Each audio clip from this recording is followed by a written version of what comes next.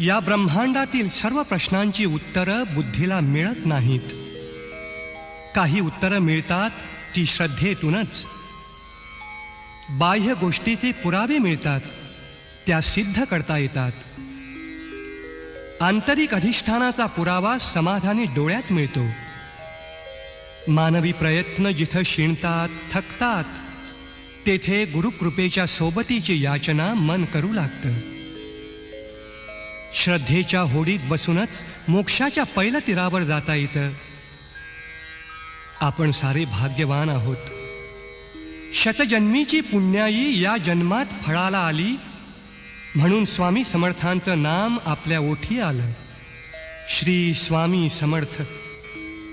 जळी स्थळी काष्ठी पाषाणी दाही दिशात स्वामींचं शांत वत्सल करुणामयी रूप आपल्या सोबती येऊ लागतं.